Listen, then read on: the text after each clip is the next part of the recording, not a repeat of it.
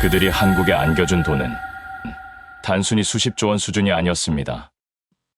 그것은 지난 반세기 세계의 바다를 지배했던 미 해군이 자신들의 녹슨 자존심을 태평양 건너 작은 나라 앞에 내려놓았다는 전략적 항복 선언이었기 때문이었죠.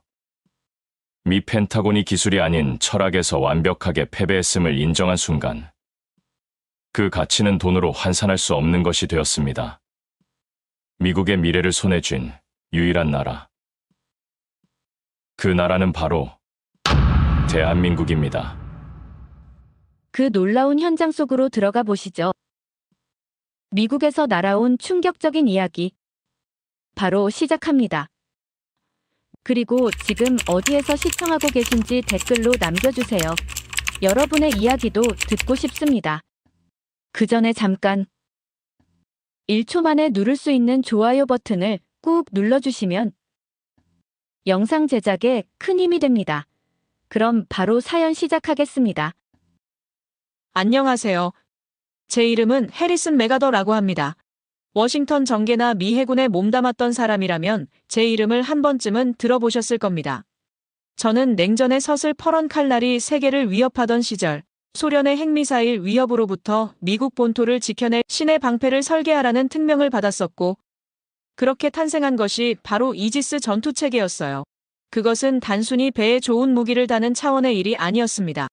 수천, 수만 개의 부품과 수백만 줄의 소프트웨어 코드가 하나의 거대한 신경망처럼 연결되어 인간의 한계를 아득히 뛰어넘는 속도로 위협을 탐지하고 파괴하는 그야말로 완벽한 시스템을 창조하는 일이었습니다. 매사추세츠 공과대학에서부터 평생을 신봉해온 미국의 공학 철학, 즉 압도적인 기술력과 완벽한 설계도, 그리고 한치의 오차도 용납하지 않는 시스템이 만들어낸 위대한 결정체였어요. 제 젊음과 인생을 바쳐 만든 세상에서 가장 완벽한 방패라고 저는 자부합니다. 버지니아의 한적한 제 저택 서재에는 그때의 공로를 인정받아 대통령에게 직접 훈장을 받는 빛바랜 사진 한 장과 제가 직접 설계한 알레이버크급 이지스 구축함의 정교한 모형이 놓여 있어요. 한때는 제 자부심의 상징이었지만 이제는 먼지 쌓인 과거의 영광일 뿐이죠. 저는 요즘 아침마다 씁쓸한 마음으로 정부 회계감사원의 보고서를 확인하곤 하는데 제가 만든 신의 방패가 탑재된 최강의 함선들이 이제는 인터넷에서 녹슨 유령 함대라 조롱받는 현실을 마주하는 것은 참으로 고통스러운 일이에요. 어이없는 동력 계통의 잔고장으로 최신의 함선이 중요한 해상훈련에 불참하고 부품이 없어 다른 함선의 것을 뜯어쓰는 부품 돌려막기가 성행한다는 내용은 제 심장을 도려내는 듯한 아픔을 줍니다. 이것은 단순히 배가 좀 낡은 차원의 문제가 아니었어요. 위대했던 미국의 도전 정신, 수만 장의 설계도와 수백만 시간의 테스트를 거쳐 완벽한 시스템을 만들어냈던 우리의 위대한 공학, 철학 자체가 녹슬고 있다는 명백한 증거였으니까요. 그렇게 깊은 한탄과 자괴감에 빠져있던 어느 날 오후였습니다. 제 서재의 붉은색 보안 전화기가 제 심장처럼 요란하게 울리기 시작했어요. 미 해군성 장관의 다급한 목소리가 수화기 너머로 흘러나왔는데 장관은 제 도움이 절실하다며 미 해군이, 아니 미국의 자존심이 지금 죽어가고 있다고 절박하게 호소했습니다. 저는 무거운 마음으로 옷장에서 가장 좋은 양복을 꺼내 입었고 저의 청춘과 영광, 그리고 미국의 자부심이 모두 담겨있는 곳, 워싱턴의 펜타곤으로 다시 향하기 위해서였어요. 제 마음속에는 이미 거대한 폭풍우가 몰아치고 있었습니다. 오랜만에 찾은 펜타곤의 깊숙한 지하 비밀 회의실, 더 탱크는 이름처럼 무겁고 차가운 공기로 가득 차 있었어요. 숨막히는 정적 속에서 예산국에서 파견되었다는 젊고 야심만만한 관료, 라이언 커닝햄이 현란한 그래프를 화면에 띄운 채 현실성 없는 대책만을 앵무새처럼 늘어놓고 있었죠. 그의 번지르르한 겉모습에서는 사람의 온기 대신 차가운 예산 보고서 냄새가 나는 듯 했습니다. 특정 정치인의 지역구에 있는 필라델피아 조선소에 천문학적인 예산을 투입해 문제를 해결하자는 속내가 뻔히 들여다보이는 그의 주장에 저는 더 이상 참지 못하고 자리에서 일어났습니다. 그것은 시든 꽃에 향수를 뿌리는 격이라고 단호히 말했어요. 회의실의 분위기가 험악해지던 바로 그때였습니다. 한 젊은 실무장교가 죽을 죄라도 지은 사람처럼 고개를 숙인 채 조심스럽게 한국의 함선 유지 보수, 즉 MRO 가능성을 언급했습니다. 기다렸다는 듯 라이언 커닝햄은 회의실 전체가 떠나가라 코웃음을 치며 그를 비웃으면서 지금 동맹국에게 우리 해군의 심장부나 다름없는 설계도를 전부 넘겨주자는 거냐며 제정신이냐고 소리쳤어요. 저 역시 자존심 때문에 그 말에 냉소적으로 동조하고 말았습니다. 불가능한 이야기라며 당장 우리 손에 있는 수십 년 된 낡은 도면조차 제대로 관리하지 못하는 판에 그걸로 무엇을 할 수 있겠냐고 말입니다. 제 머릿속에 공학적 신념이 소리치고 있었어요. 이지스함은 단순한 배가 아닙니다. 수백만 줄의 코드로 이루어진 소프트웨어와 수만 개의 하드웨어가 얽힌 복잡계의 결정체이며 창조주의 설계 철학 없이는 절대 그 영혼을 되살릴 수 없는 작품입니다. 하지만 바로 그 순간 제 뇌리에는 수십 년 전의 한 가지 사건이 안개처럼 희미하게 피어오르고 있었어요. 때는 1998년 이지스 시스템의 핵심인 스파이원디 레이더의 신호 처리 과정에서 그 어떤 방법으로도 잡히지 않는 유령 신호 문제가 발생했었습니다. 록히드 마틴의 최고 기술진들이 몇 주간 매달렸지만 원인조차 찾지 못했죠. 마지막 수단이었습니다. 수많은 전문가들과 장비, 자금이 투입되었음에도 실마리조차 잡지 못한 난제 앞에서 저는 하나의 익명 추천을 따라 한국의 한적한 도시, 구미에 위치한 이름조차 제대로 알려지지 않은 소규모 기업의 부품 분석을 의뢰하게 되었습니다. 솔직히 말해 큰 기대는 하지 않았습니다. 세계 최첨단 시스템을 운용하는 미국조차 손을 놓은 문제였기에 산업지도에도 제대로 표시되지 않는 도시의 작은 업체가 무언가를 해낼 수 있으리라는 믿음은 없었습니다. 오히려 이 모든 상황을 받아들이기 위한 하나의 상징적 행동, 스스로를 납득시키기 위한 일종의 형식적 절차라고 보는 편이 정확했습니다. 그런데 단 사흘 만에 그곳으로부터 조그만 소포 하나가 도착했어요. 내용물은 단순했습니다. 어떠한 설명서도 보고서도 없이 손바닥만 한 미세회로 부품 하나가 조용히 놓여 있었습니다. 너무나 덤덤하고 조촐한 구성에 오히려 허탈한 웃음이 나올 지경이었죠. 그럼에도 혹시나 하는 마음으로 시스템에 연결해 보았고 그 순간 실험실 전체에 쌓여있던 유령 신호들이 거짓말처럼 사라졌습니다. 누군가는 소리를 질렀고 또 누군가는 손에 쥔 커피잔을 떨어뜨렸습니다. 저 역시 두 눈을 의심하며 여러 차례 실험을 반복했는데 결과는 같았습니다. 정확했고 완벽했으며 무엇보다 설명 불가능했습니다. 우리는 즉시 그 부품을 분해하고 현미경 하에서 하나하나의 회로 경로를 추적하며 분석을 시작했어요. 그러나 아무리 들여다보고 데이터 값을 역산하며 시뮬레이션을 돌려보아도 그 기술의 정체는 명확하게 파악되지 않았습니다. 기존 학계의 어떤 이론과도 부합하지 않았고 알려진 알고리즘이나 반도체 공정과도 맞물리지 않았습니다. 그것은 마치 다른 학문 체계, 전혀 이질적인 철학 위에 구축된 어떤 이류의 공학처럼 느껴졌습니다. 분명히 작동은 했지만 우리는 그것이 왜 작동하는지를 설명할 수 없었어요. 그리고 저는 그 설명 불가능함 속에 강한 거부감을 느꼈죠.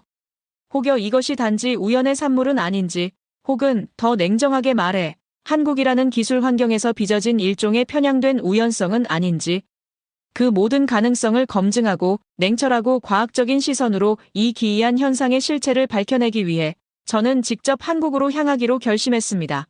단순한 기술적 교류를 넘어서 이제는 감시자 혹은 관찰자의 시선으로 이 불합리한 기적의 실체를 밝히고자 하는 의지였습니다. 그 목적지는 놀랍게도 거제도였습니다. 조선소와 바닷바람, 어촌의 정서로 대표되는 그 섬에서 이 불가해한 회로의 단서가 나왔다고는 쉽게 믿기 어려웠지만 모든 신경과 경로는 거제로 향하고 있었어요. 그곳에서 무언가가 만들어졌고 누군가가 그 부품을 설계했고 우리가 이해하지 못하는 방식으로 문제를 해결했다는 사실만큼은 분명했습니다. 하지만 이 결심이 제 인생 전체를 송두리째 뒤흔드는 거대한 물결의 서막이 되리라고는 그 순간에 저는 미처 알지 못했어요. 제가 탄 비행기가 태평양 상공을 지날 때 저는 창밖을 내려다보며 펜타곤에 제출할 보고서의 첫 문장을 머릿속으로 다듬고 있었어요. 미국의 방식이 유일하고도 가장 올바른 해답임을 다시 한번 증명했다. 같은 그런 종류의 단호한 문장들이었죠.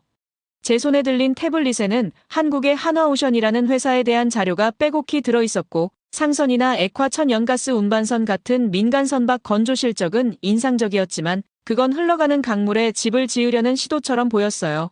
수백만 개의 부품과 코드가 얽힌 이지스, 구축함이라는 기술의 정점에 있는 무기체계는 완전히 다른 차원의 이야기이니까요. 저는 그들의 무모한 도전이 어떻게 처참한 실패로 끝나는지 그 모든 과정을 꼼꼼히 기록하여 워싱턴의 어리석은 자들에게 보여줄 생각이었습니다.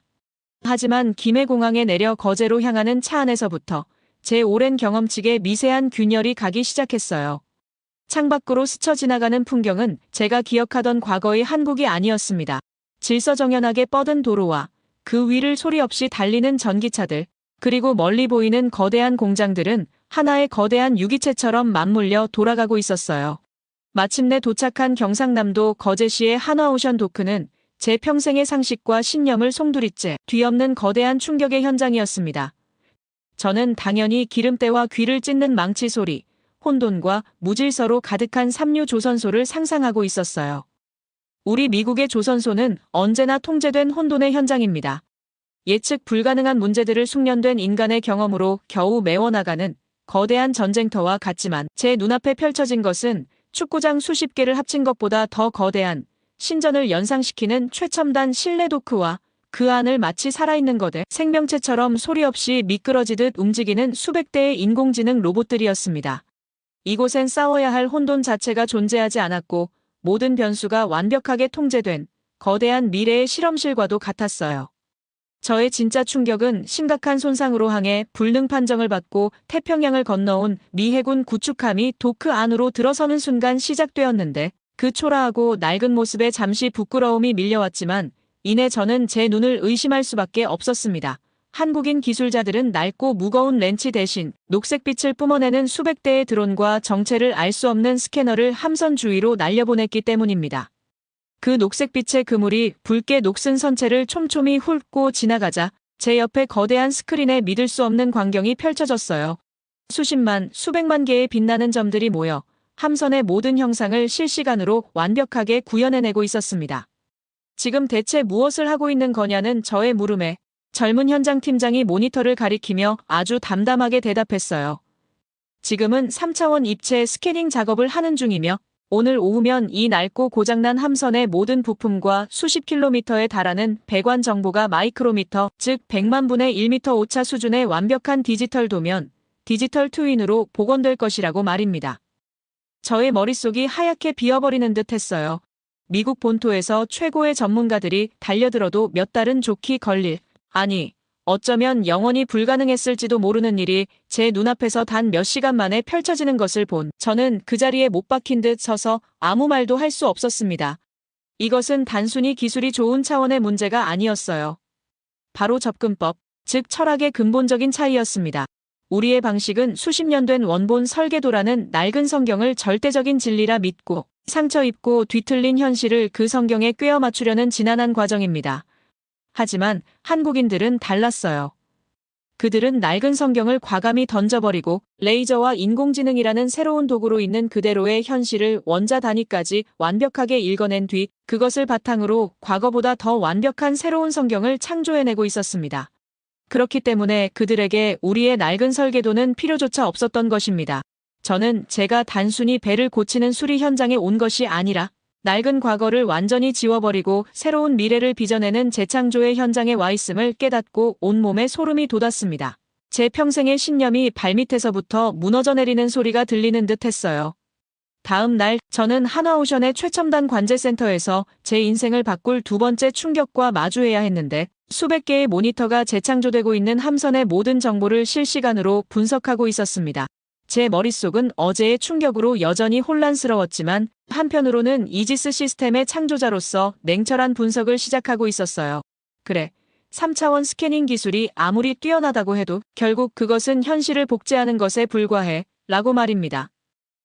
진짜 실력은 문제의 원인을 찾아내고 그것을 해결하는 능력에서 나오는 법이니까요. 바로 그때였습니다.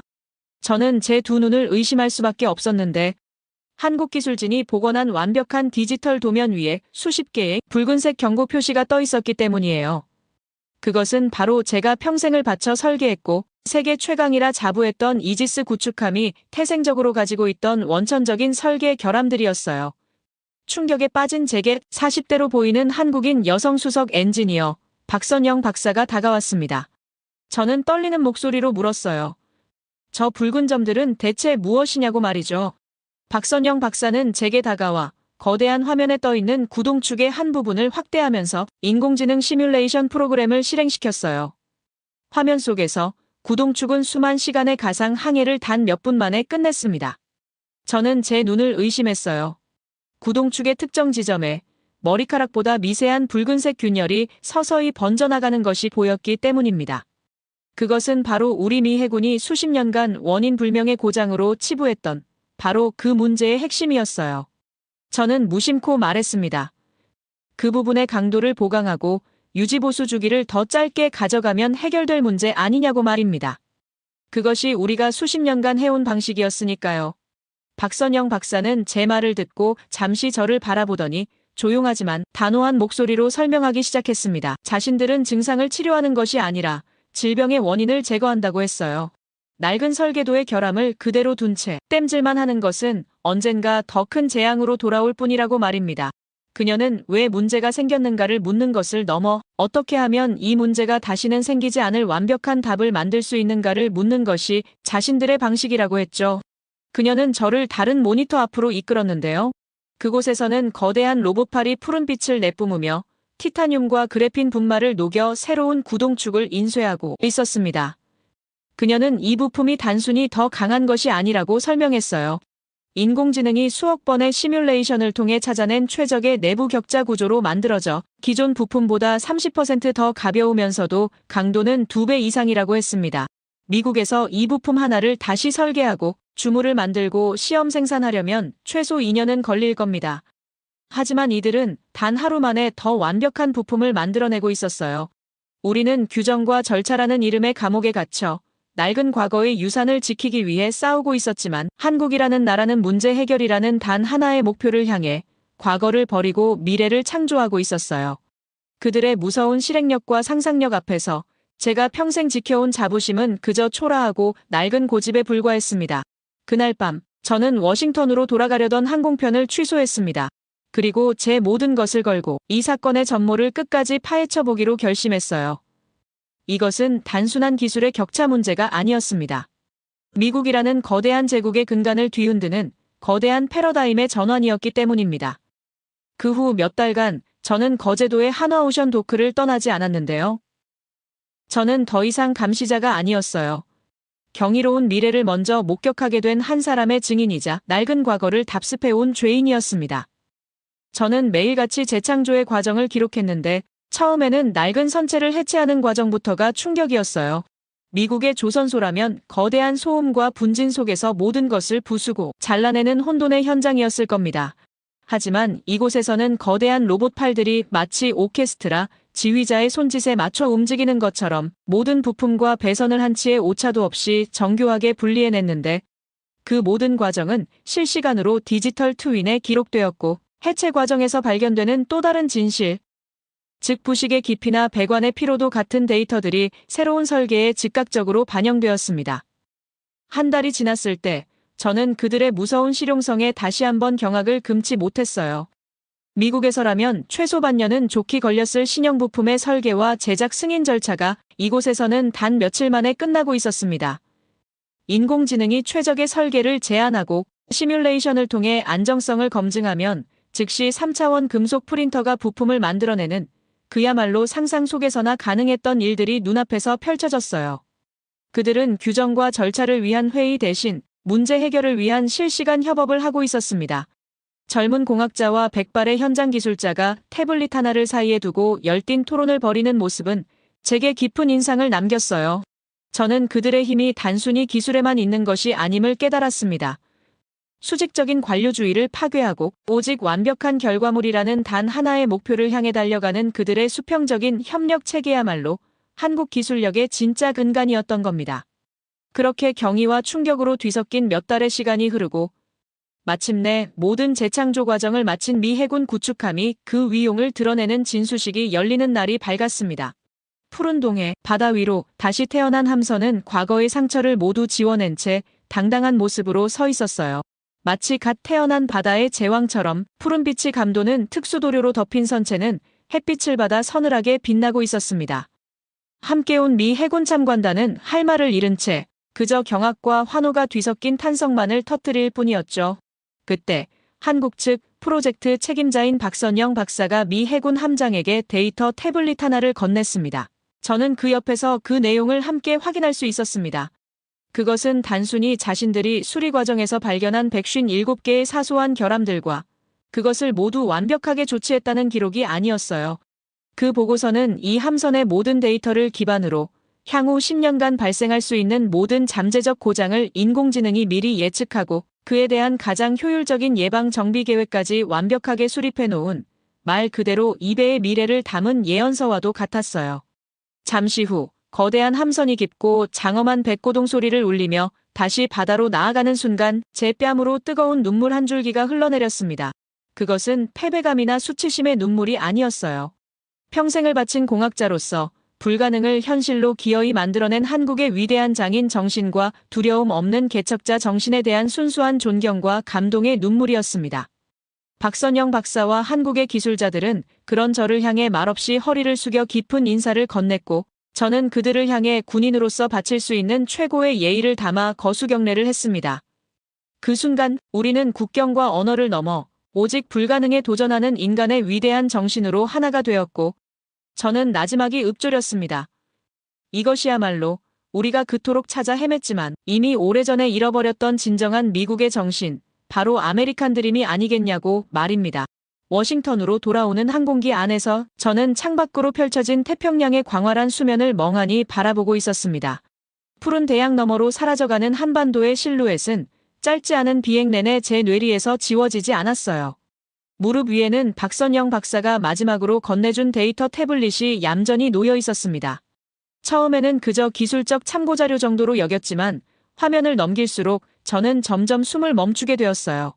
단순한 회로 설계나 장비 사양이 아니었습니다. 그 안에는 제가 평생을 바쳐 쌓아올린 미국 중심의 기술적 세계관을 근본부터 뒤흔드는 차원이 다른 사유와 철학이 담겨 있었어요. 무엇보다도 무서웠던 것은 그것이 명확하게 작동하고 있다는 사실이었습니다. 잠을 이룰 수 없었습니다.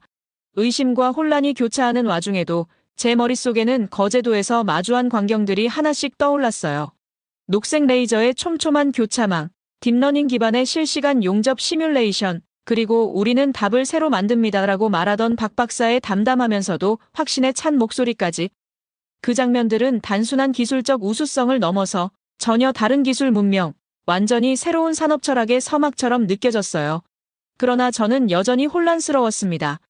그것이 과연 우연한 성공인지 아니면 체계적 사고와 수십 년의 축적 위에서 탄생한 새로운 정답인지를 아직까지는 단정할 수 없었어요. 그리고 바로 그 점이 제게 가장 큰 두려움이었습니다. 그 기술의 기원과 논리, 그들이 그것을 어떻게 만들었는지보다 저와 우리가 왜 그것을 예상하지 못했는가라는 점이 더욱 절망적으로 다가왔습니다. 워싱턴 공항에 도착한 직후 저는 예정에도 없던 비공식 보고를 해군성 장관에게 화상으로 진행했는데 장관은 화면을 응시하며 짧게 말했어요.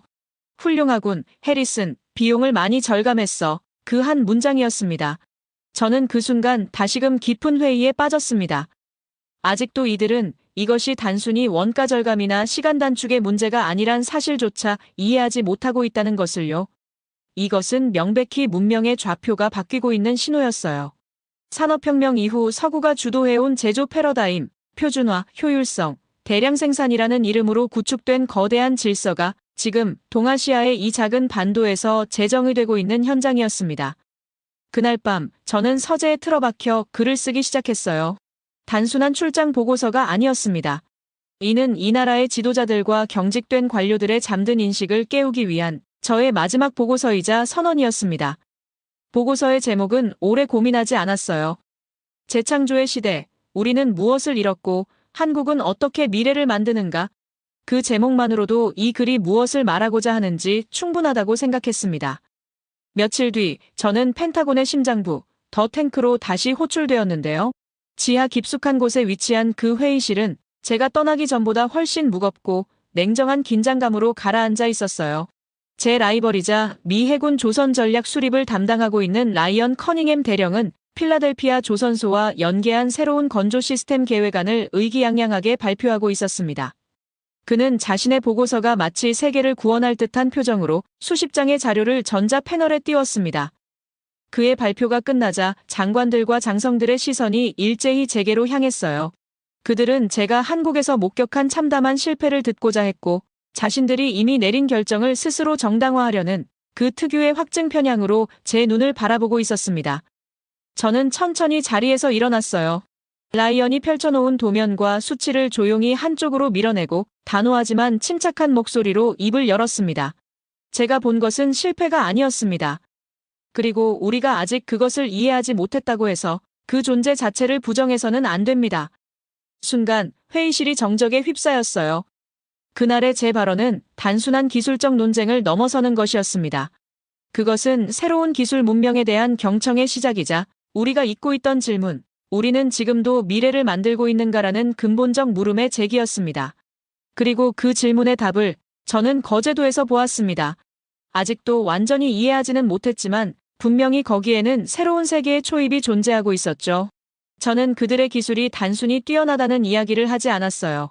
대신 우리의 자부심이었던 미국식 시스템의 근간이 어떻게 흔들리고 있는지를 설명했어요.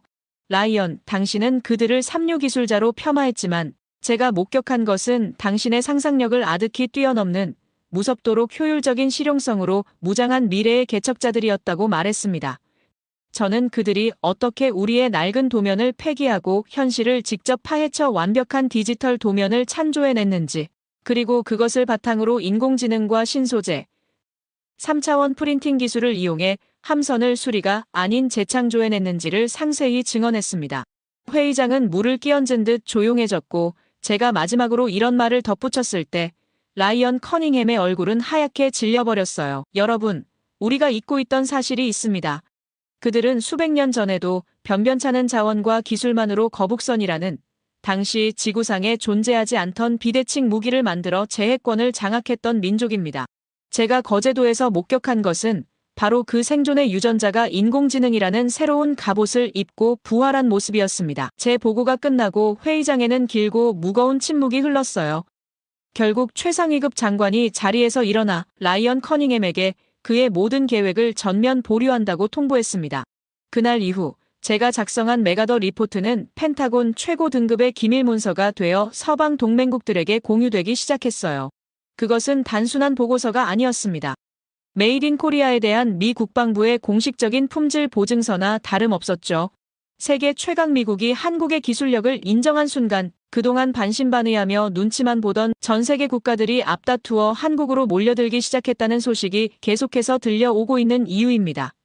외신에서는 폴란드가 K2 전차 2차 계약을 체결했다는 속보가 터져나왔고 호주의 차세대 장갑차 사업 최종 승자로 한화의 레드백이 선정되었으며 사우디아라비아는 천공2 방공망의 추가 도입을 확정지었습니다.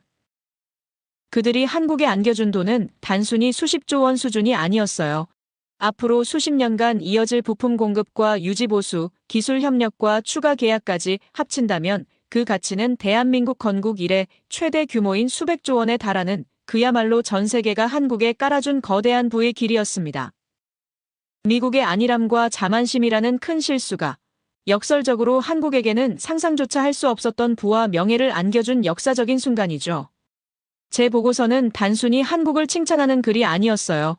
그것은 위대한 잠에 빠진 조국, 미국을 향한 간절한 외침이었어요. 우리가 잃어버린 것은 단순히 녹슨 함선 몇 척이 아니라 불가능에 도전하던 개척자의 정신 그 자체라는 것을 깨달아야만 했습니다. 이제 워싱턴의 정책 결정자들은 깨닫기 시작했습니다. 한국은 더 이상 단순한 동맹국이 아니라 우리와 함께 미래를 만들어가야 할 대등한 파트너라는 사실을 말입니다. 제 이야기를 끝까지 들어주셔서 감사합니다. 모두 안녕히 계세요. 오늘의 사연 어떻게 들으셨나요? 어쩌면 이것은 단순히 한 나라의 조선 기술이 뛰어나다는 이야기가 아닐지도 모릅니다. 한쪽은 수십 년 된 낡고 권위 있는 설계도를 성경처럼 떠받들며 현실의 문제를 그 안에 억지로 꿰어 맞추려 할 때, 다른 한쪽은 문제의 본질이 무엇인가를 묻고 필요하다면 지도 자체를 새로 그려버리는 무서운 실행력을 보여주었으니까요. 수천 년간 수많은 위기와 침략 속에서 살아남아야 했던 그 절박함이 정해진 답이 아닌 새로운 답을 만드는 능력이라는 우리 민족만의 위대한 생존 본능을 만들어낸 것은 아닐까요? 세계의 힘의 균형이 정말 바뀌고 있는 걸까요? 이제 한 나라의 진정한 국력은 보유한 무기의 숫자가 아니라 그 어떤 문제에도 결국 해답을 찾아내고야 마는 그 민족의 지혜와 정신에 달려있는 것은 아닐까요? 여러분의 생각을 아래 댓글에 남겨주세요. 곧이어 다음 영상으로 이어집니다. 여기 비행기 창가에 승무원 여성이 생각에 잠겨 있습니다. 그녀의 곁을 지나가는 승무원들은 서로 수군거리며 시선을 피하고 어떤 이들은 불편한 표정을 짓기도 하네요. 하지만 그녀는 담담한 표정으로 창밖의 푸른 하늘만 바라보고 있습니다. 과연 어떤 이야기가 숨어 있을까요? 오늘의 사연을 통해 알아가 보도록 하겠습니다. 그 전에 잠깐 1초 만에 누를 수 있는 좋아요 버튼을 꾹 눌러주시면 영상 제작에 큰 힘이 됩니다. 그럼 바로 사연 시작하겠습니다. 안녕하세요. 저는 올해 31살인 왕예린이라고 합니다. 중국인 아버지와 한국인 어머니 사이에서 태어나 지금까지 두 나라의 문화를 모두 품고 살아가고 있어요. 저의 아버지는 중국 광저우에서 손꼽히는 변호사이고 어머니 역시 한국의 로펌에서 파트너 변호사로 일합니다. 아버지와의 인연으로 중국에서 새로운 삶을 시작하셨습니다. 두 분 모두 뛰어난 미모의 소유자셨기에 저는 자연스럽게 좋은 유전자를 물려받았다고 주변에서 이야기해요. 아버지의 긴 속눈썹, 그리고 높은 콧대, 어머니의 맑은 눈동자와 도톰한 입술을 닮아 한중미의 조화를 이루었다고 하네요. 어릴 때부터 거울을 볼 때마다 두 분의 아름다운 모습이 저에게 고스란히 전해진 것 같아 늘 감사한 마음이었습니다. 많은 분들이 제가 배우 장쯔이를 닮았다고 말씀해 주셔서 부끄럽기도 하지만 한편으로는 기분이 좋아요. 그럴 때마다 제 안에 흐르는 한국과 중국의 피가 만들어낸 아름다움이 더욱 자랑스러워집니다. 광저우 국제학교에서 보낸 학창 시절은 제 인생에서 가장 빛나는 순간이자 가장 혼란스러운 시기였어요. 두 나라의 언어를 자유자재로 구사할 수 있었고 학업 성적도 상위권을 유지했지만 혼혈이라는 이유로 여러 시선을 받아야 했습니다. 남학생들 사이에서 인기가 많았던 것이 오히려 독이 되어 여학생들의 시기와 질투를 받았죠. 쉬는 시간마다 제 주변에 모여드는 남학생들을 보며 여학생들은 수군거렸고 급식 시간에는 일부러 제 옆자리를 피했어요. 체육 시간 조 편성에서도 늘 저를 마지막으로 선택했고 교실 청소 당번 조를 짤 때도 저를 은근히 피하곤 했습니다. 한 번은 체육대회 반 응원단장 선발에서 반 전체 남학생들의 지지로 뽑혔는데 그날 이후 여학생들의 따가운 시선이 더욱 강해졌어요. 심지어 교복 치마를 일부러 밟고 지나가거나 체육복에 음료수를 쏟는 등의 작은 괴롭힘도 있었습니다.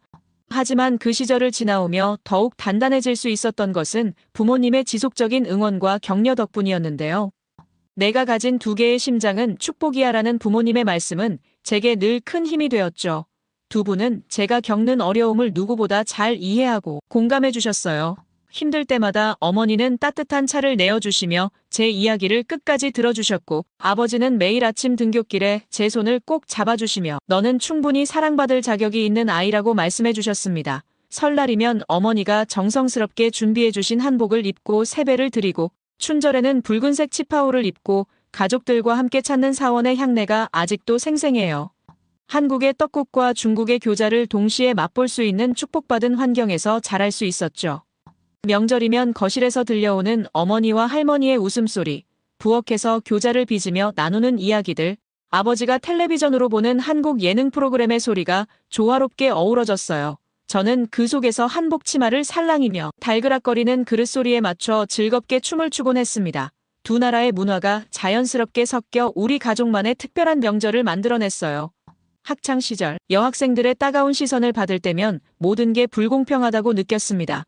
하지만 시간이 지날수록 그것이 오히려 제 정체성을 더욱 단단하게 만드는 자양분이 되었다는 것을 깨달았어요. 남학생들의 관심은 단순히 제 외모 때문만이 아니었습니다. 두 나라의 문화를 자연스럽게 이해하고 소통할 수 있는 능력이 매력으로 다가갔던 것 같아요. 광저우 국제학교에서의 생활은 제게 많은 것을 가르쳐 주었는데요. 학업에서 좋은 성적을 유지하는 것도 중요했지만 그보다 더 값진 것은 문화적 다양성을 이해하고 받아들이는 법을 배운 거예요. 때로는 혼혈이라는 이유로 상처받기도 했지만 그 경험들이 제가 더 넓은 시야를 가질 수 있게 해주었어요. 지금 돌이켜보면 그때의 모든 순간들이 소중한 추억으로 남아 있습니다. 여학생들의 시기와 질투도, 남학생들의 관심도 모두 제가 성장하는 데 필요한 과정이었다고 생각해요. 두 나라의 문화를 모두 이해하고 사랑할 수 있는 제 정체성이 형성된 그 시간들은 제 인생에서 가장 중요한 토대가 되었습니다. 부모님께서는 늘 제게 말씀하셨어요. 다름이 결코 부족함이 아니며 오히려 그것이 나만의 특별한 가치가 될 수 있다고요. 어머니는 제 머리를 쓰다듬으며 예린아, 내가 가진 두 개의 문화는 널 더욱 빛나게 해줄 거야 라고 속삭이셨고, 아버지는 퇴근 후 저를 무릎에 앉히고 우리 딸은 두 나라의 가장 아름다운 모습을 모두 가졌어라며 격려해 주셨습니다. 힘들 때마다 두 분은 서로 다른 방식으로 저를 위로해 주셨어요. 그 말씀들을 가슴 깊이 새기며 자란 저는 이제 제 정체성을 자랑스럽게 생각합니다. 한국과 중국 두 나라의 심장을 가진 것은 제게 더 없는 축복이에요. 어머니의 고향인 강원도를 처음 방문했을 때의 기억이 제 인생의 큰 전환점이 되었는데요. 서울을 거쳐 강원도로 향하는 길에 들른 인천국제공항은 제게 새로운 꿈을 선물해 주었습니다. 세계 어느 공항과 비교해도 뒤처지지 않는 쾌적한 시설과 신속한 수속 처리, 첨단 시스템이 이루는 조화로운 운영은 제 마음을 사로잡기에 충분했죠. 강원도에 갈 때마다 우리 가족은 꼭 오징어 순대와 가자미식회를 찾았습니다. 새콤달콤하면서도 매콤한 맛이 어우러진 가자미식회는 중국의 어떤 해산물 요리와도 비교할 수 없는 독특한 풍미를 지니고 있었어요. 쫄깃한 식감과 함께 입안 가득 퍼지는 깊은 감칠맛은 한국 전통 음식의 진수를 보여주는 듯 했습니다. 할머니께서는 가자미식회를 드실 때마다 이 맛이야말로 우리 강원도의 자랑이라며 환하게 웃으셨어요.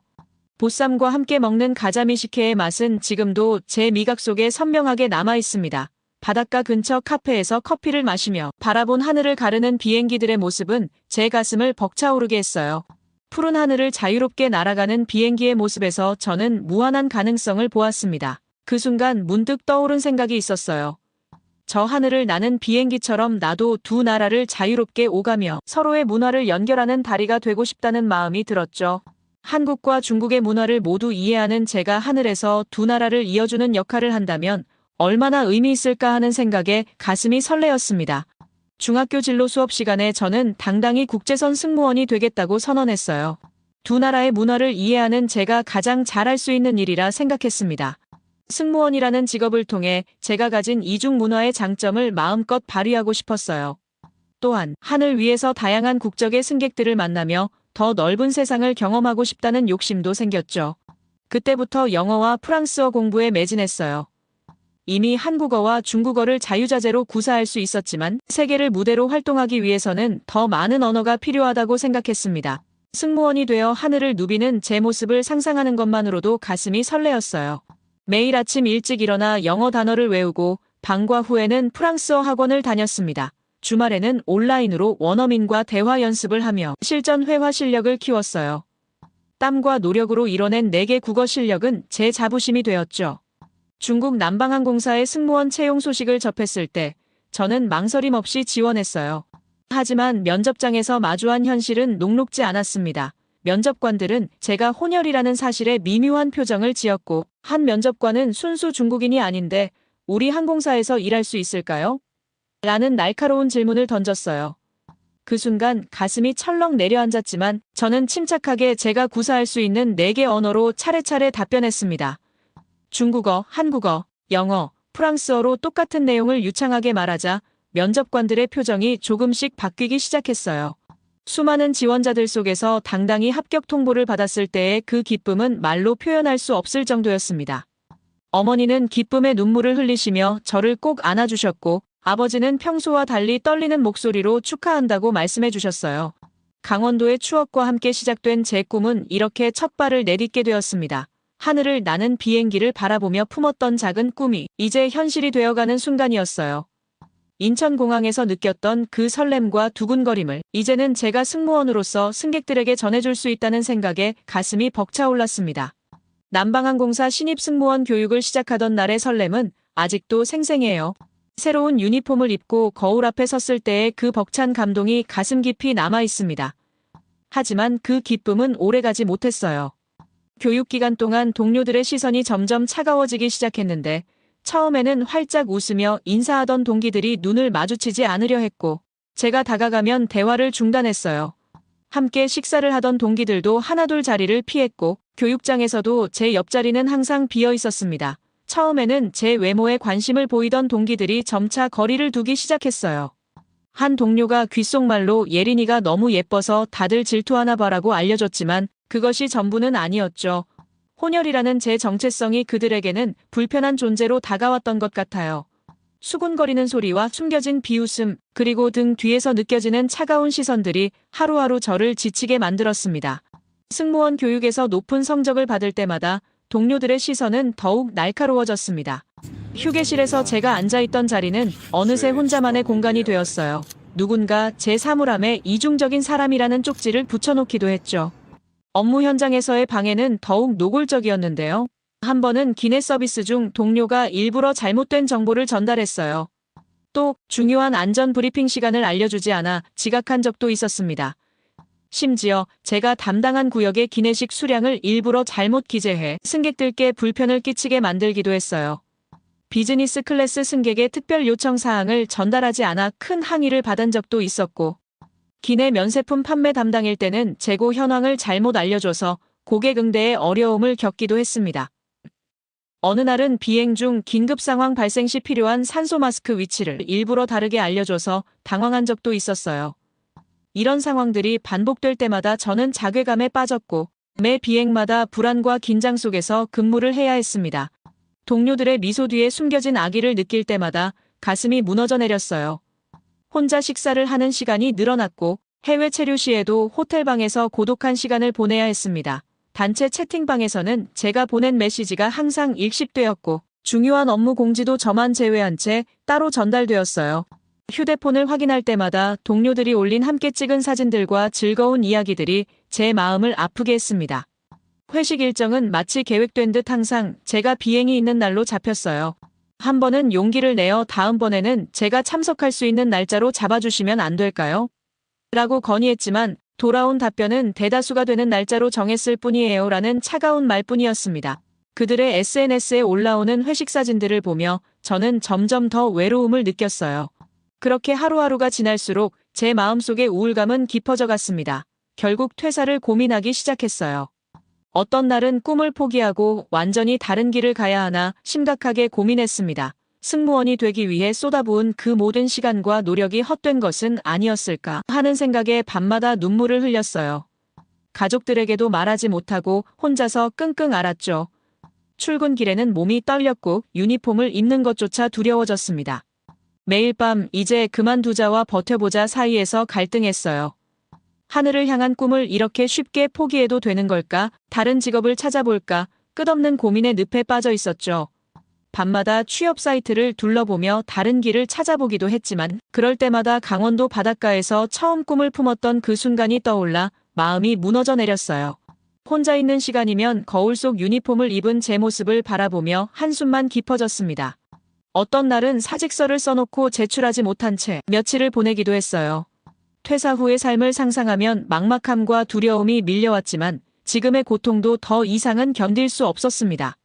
결국 더 이상 이 상황을 견딜 수 없다는 판단이 섰을 때 떨리는 손으로 사직서를 써내려가기 시작했어요. 한 글자 한 글자를 쓸 때마다 눈물이 떨어졌고 그동안의 모든 순간들이 주마등처럼 스쳐 지나갔습니다.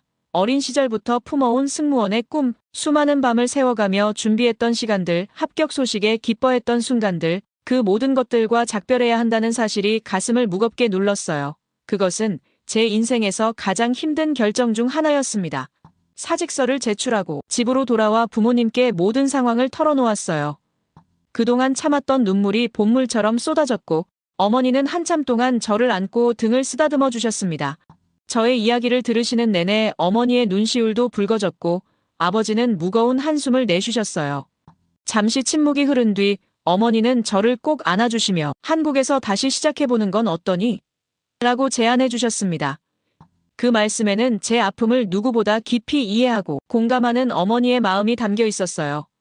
아버지도 고개를 끄덕이시며 대한항공의 특별 채용 소식을 알려주셨습니다. 두 분의 따뜻한 위로와 격려는 제게 새로운 희망의 불씨를 지피기 시작했어요. 그동안 혼자 끌어안고 있던 무거운 짐을 내려놓은 듯한 후련함이 밀려왔습니다. 특별 채용 면접장에서 저는 이전과는 다른 따뜻함을 느꼈습니다. 밝은 조명과 따뜻한 색감의 면접실은 중국에서의 차갑고 딱딱했던 분위기와는 완전히 달랐어요. 면접관들은 부드러운 미소로 저를 맞이했고 제 다국어 능력과 경험을 높이 평가해 주었습니다. 혼혈이라는 점도 오히려 장점으로 바라봐 주었고 제 이야기를 끝까지 경청해주는 모습에서 진정성이 느껴졌어요. 합격 소식을 들었을 때는 두 번째 기회를 얻은 것이 믿기지 않았습니다. 대한항공 신입교육에서 만난 예서 선배는 첫날부터 저를 친근하게 맞아주었어요. 같은 년생으로 나이가 같았지만 3년 먼저 입사한 선배였습니다. 제 이름을 불러주며 환하게 웃어주는 그 모습에서 진심 어린 따뜻함이 느껴졌어요. 업무에 필요한 세세한 팁들을 알려주었고 교육 일정표도 꼼꼼하게 정리해서 공유해 주었습니다. 패션과 음악 취향이 비슷했고 좋아하는 영화 장르도 같아서 금세 친해질 수 있었어요. 나이가 같다 보니 서로의 고민도 더 잘 이해할 수 있었고 업무 외적으로도 많은 이야기를 나눌 수 있었습니다. 어느 날 휴게실에서 예서 선배가 SNS를 보다가 인스타그램에서 요즘 가장 핫한 동네가 있는데 같이 가보지 않을래? 라며 해방촌으로 가자고 제안했어요. 이국적인 분위기의 신흥시장을 거닐며 한국의 새로운 문화를 발견하는 재미가 쏠쏠했습니다. 카페 타지기에 앉아 펜지꽃 에이드를 마시며 나눈 대화는 제 마음의 문을 조금씩 열게 해주었어요. 질문 노트에 적힌 나는 나답게 살고 있는가라는 질문 앞에서 예서 선배는 제 이야기를 끝까지 들어주었습니다. 동료들과 보내는 시간이 늘어날수록 중국에서 겪었던 트라우마가 조금씩 옅어졌는데 중국에서는 저를 이중적인 사람이라고 손가락질하며 따돌렸지만 한국의 동료들은 제 이중 문화 배경을 오히려 존중해주고 배우려 했습니다. 중국에서는 제가 다가가면 자리를 피하고 수군거렸던 상황들이 이곳에서는 누군가 제 옆자리에 앉아 웃으며 말을 걸어주고 식사 시간에 자연스럽게 합류를 제안해주는 모습은 마치 다른 세상 같았어요. 중국의 단체 채팅방에서는 제가 보낸 메시지가 모두 읽씹되는 게 다반사였는데 이곳에서는 제 의견을 존중해주고 회식 일정을 정할 때도 항상 제 스케줄을 먼저 물어봐 주었습니다. 이런 따뜻한 배려들이 쌓이면서 제 마음속 얼어있던 상처들이 하나둘 녹아내리기 시작했어요. 한국 동료들의 따뜻한 배려와 세심한 마음 씀씀이는 제게 새로운 희망이 되었어요. 제가 감기에 걸렸을 때 동료들이 직접 끓인 유자차를 가져다 주었고 힘든 비행 후에는 서로의 어깨를 두드려주며 격려해 주었습니다. 잘생긴 남자 승무원들도 예의 바르고 친절했으며 여자 승무원들도 서로를 경쟁자가 아닌 동료로 여기며 돕는 모습이 인상적이었어요. 중국에서 겪었던 차가운 시선과 달리 이곳에서는 제 혼혈 정체성을 인정하고 존중해 주었습니다. 그렇게 하루하루 지내다 보니 거울 속 제 모습에서 다시 자신감이 느껴지기 시작했는데요. 다시 웃는 얼굴이 돌아왔고 근무 시간이 기다려질 만큼 일이 즐거워졌습니다. 승객들도 제가 중국어와 한국어를 자유롭게 구사하는 것을 보고 감탄하며 칭찬해 주었고 외국인 승객들은 제 프랑스어와 영어 실력에 놀라워했어요.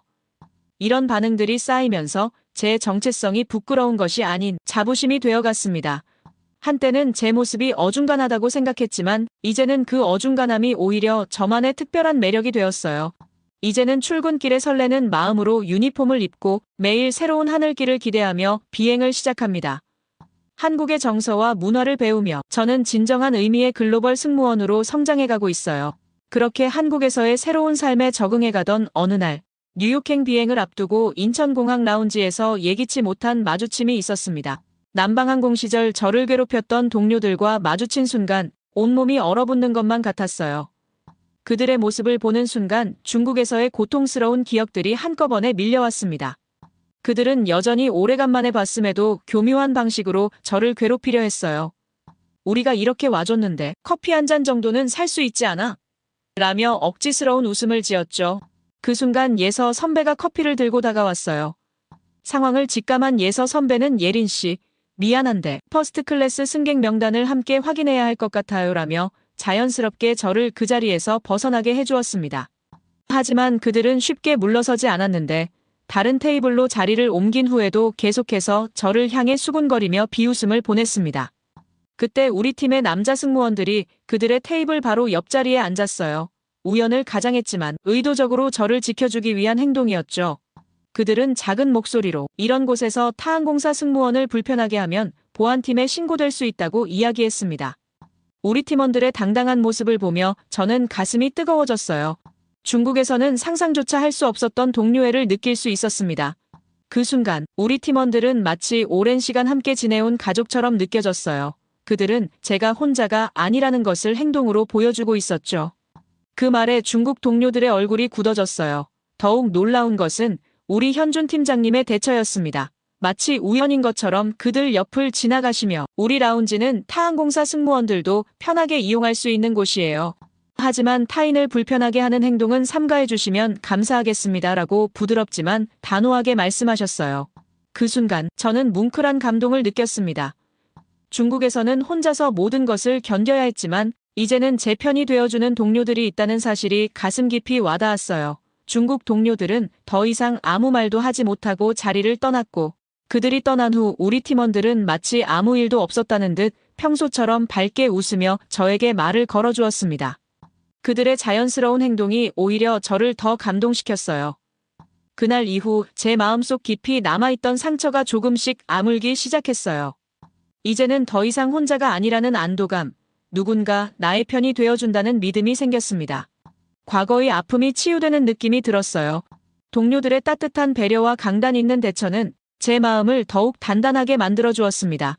그들이 보여준 동료애는 제게 새로운 희망이 되었고 앞으로도 이런 멋진 동료들과 함께 비행할 수 있다는 사실이 저를 행복하게 만들었어요. 과거의 상처를 치유하고 난 뒤 제 안의 두 문화는 더욱 선명한 빛을 내기 시작했어요. 대한항공에서의 매 순간이 제게는 새로운 의미로 다가왔습니다. 한국인 승객들에게는 중국 문화의 아름다움을, 중국인 승객들에게는 한국 문화의 세련됨을 전할 수 있었어요. 기내에서 만난 한국 승객들은 제가 유창한 중국어로 중국 승객들을 응대하는 모습에 감탄을 표현했습니다. 반면 중국 승객들은 제가 보여주는 한국의 섬세한 서비스 정신에 놀라워했어요. 남방항공에서는 제 이중 정체성이 부끄러움의 대상이었지만 이제는 그것이 자랑스러운 저의 무기가 되었습니다. 한국 동료들은 제게 더 나은 서비스를 위한 조언을 아끼지 않았는데요. 그들의 진심 어린 피드백은 제가 더 성장할 수 있는 원동력이 되었습니다.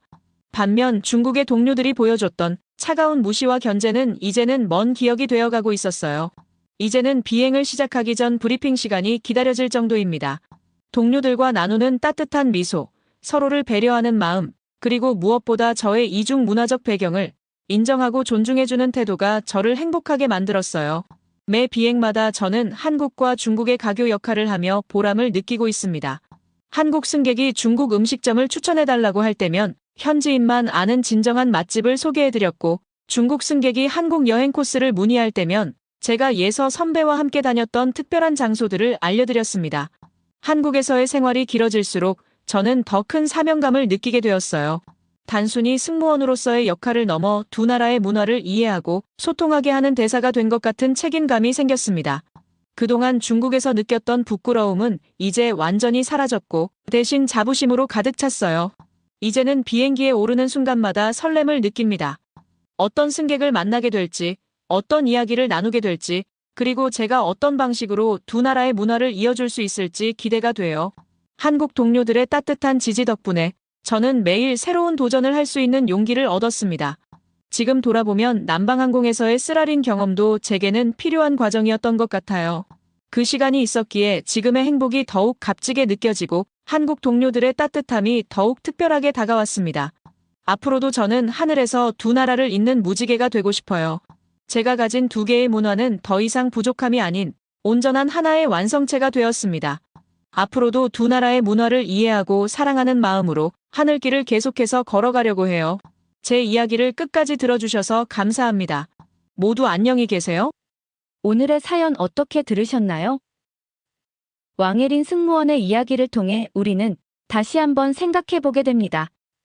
서로 다른 두 개의 문화가 한 사람 안에서 충돌하고 또 조화를 이루어가는 과정이 얼마나 아프고 또 아름다운지를요. 지금 이 순간에도 하늘을 날고 있을 그녀의 앞날에는 어떤 이야기가 펼쳐질까요? 여러분의 생각을 아래 댓글에 남겨주세요. 그리고 감동적인 사연을 주변 사람들과 공유하고 함께 이야기 나눠보세요. 마지막으로 1초밖에 걸리지 않는 구독과 좋아요, 알림 설정은 영상 제작에 큰 힘이 됩니다. 지금까지 감동을 담아 여러분께 진심을 전하는 감동담기였습니다. 오늘 하루도 행복한 하루 보내세요.